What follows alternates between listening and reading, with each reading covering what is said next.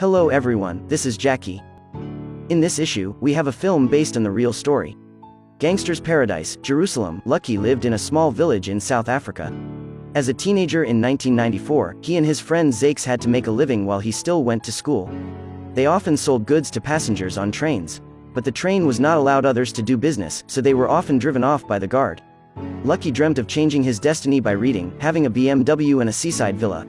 But when he received the university admission notice, he was both happy and disappointed. Because his family had a mother and several young brothers and sisters to support. Family meal was a problem. How could he mention the university tuition? That day, Lucky and Zakes met the village gangster Nazareth on the road. Nazareth was doing business of cars and lived the life of a rich man. Lucky, though envious, disdained the crime.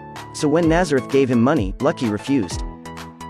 Lucky liked reading books. He hoped to arm himself with knowledge instead of violence.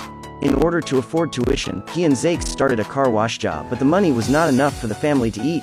Finally, Lucky bowed his head to reality. He and Zakes went to find Nazareth. In order to test them, Nazareth let them grab a white 10,000 bell truck back. Lucky and Zakes went to the road to look for the target.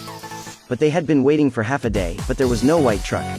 They sat dejectedly by the side of the road discussing what to do. Just as a driver asked them the way, Zakes came forward and enthusiastically showed the driver the way. Lucky looked up and saw that the truck in front of him was a white truck. He immediately took out his gun and pulled out the driver to grab the car. But when he and Zakes sat in the car, they realized that they didn't know how to drive yet. The poor driver not only had his car robbed, but also had to gently taught the robbers to drive. Then, they learned to drive the car.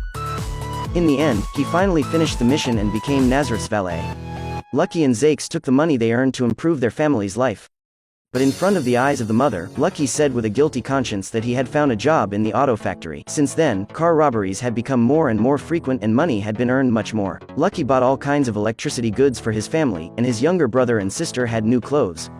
He finally had the courage to be with the girl he liked, but Lucky also gradually lost himself, leaving behind his dream of going to college.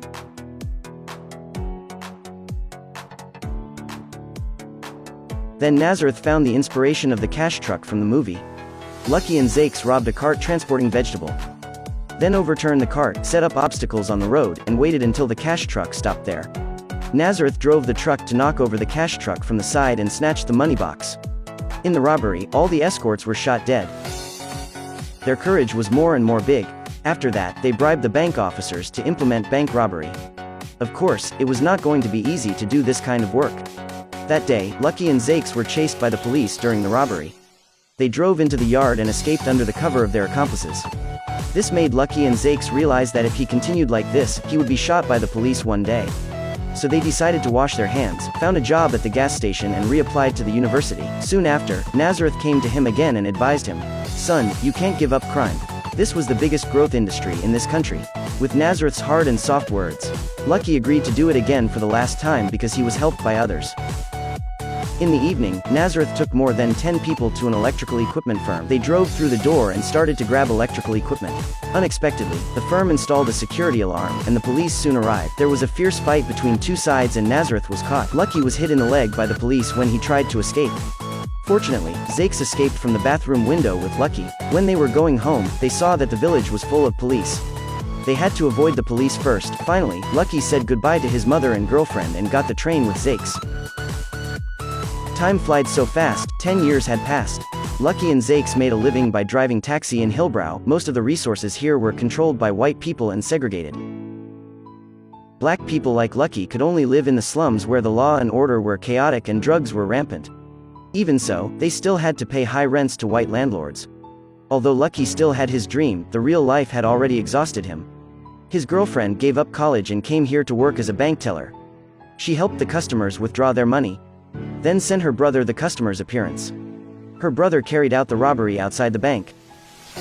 After Lucky repeatedly advised his girlfriend to stop, he gradually disappointed with her. Lucky wanted to live a peaceful life. But after that day, when two gangsters snatched the taxi, he jumped out of the car and recovered his life. Since the world kicked him with pain, he could only repay it with hatred. This incident made Lucky realize that he couldn't survive without violence. He decided to change his destiny with weapons and brain. With just a little bit of money, Lucky registered a housing trust. bought a gun and found Nazareth to get out of prison, summoned a group of gangsters. Lucky called on the tenants of the whole building to hand over the rent to his trust company in the future. Then he would negotiate with the landlord on behalf of them. No, only landlords would be required to make necessary repairs to their houses, but they would also have their rents. Tenants had long been angry at the exploitation of white landlords, so they all responded to Lucky's call. And then Lucky brought everyone together in the building. Drug addicts, drug traffickers and prostitutes were all expelled. For those who didn't cooperate, Nazareth would let them fall down. Lucky built a new social order in the building. He also hired a lawyer to advise on the legalization of his business practices. But Lucky didn't plan to negotiate with the landlord at all. He delayed meeting the landlord while collecting the rent. If the landlord had no income, they would have no money to pay the property tax and other related expense. When the landlord defaulted, the building was sold by auction. At this time, Lucky would send lawyer to buy the building at a low price. In this way, Lucky quickly took control of 20 buildings. While he provided cheap housings for the poor, the trust's earnings were skyrocketing. Lucky had created a good living environment for the poor, so the poor people called him Robin Hood of Africa, and in the eyes of white people, he was a black boss. Especially, the white police saw him as a thorn in the side. That night, a white girl, Leah, drove into a slum and almost ran into Lucky. He learned that the girl was looking for her brother. Her brother owed Tony and could be killed. Lucky had always hated traffickers. He came to Tony's hotel and paid to save Leah's brother. Leah had a good feeling for Lucky, and their relationship was getting closer. That day, Lucky's black girlfriend was arrested for robbing with her brother. Lucky went to bail and broke up with her. And then he had a new relationship with his white girlfriend. Lucky didn't allow drug trafficking in his territory, which damaged Tony's interests. So Tony came to Lucky and hoped they can work together to make a lot of money. Lucky's attitude of firmly resisting drugs made them not happy to meet each other. It also made Tony hate Lucky more and more. Tony knew Nazareth was supporting Lucky, so he bought Nazareth to work for himself. He let Nazareth secretly trade drugs in Lucky's territory. Then it was revealed to the white police, giving them an excuse to expel the tenants, and blew up buildings that were considered dangerous. This had caused huge economic losses to Lucky. Tony thought that Lucky would compromise, so he came forward to negotiate with him again. Lucky was so angry that he wanted to kill Tony. How could he cooperate with Tony?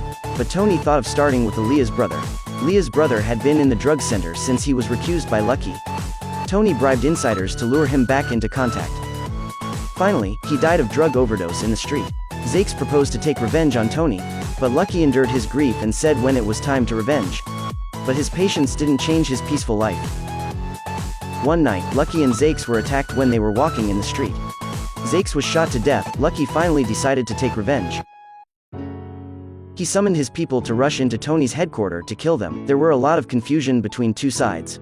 After the fighting, Lucky chased to the end to kill Tony. The battle between them had attracted a large number of police. Lucky was caught by the police before he could escape because he was injured in the fight. That day, when Lucky was interviewed by a reporter, he suddenly felt unwell and was rushed to the hospital. Lawyer and accountant presented at the right time to visit. When the police came to inspect again, he was replaced under the quilt. Lucky had taken the money, changed into a suit and drove away from there in a sport car. This is the end of the story. If you like my videos, don't forget to follow my channel. Thank you for watching. See you next time.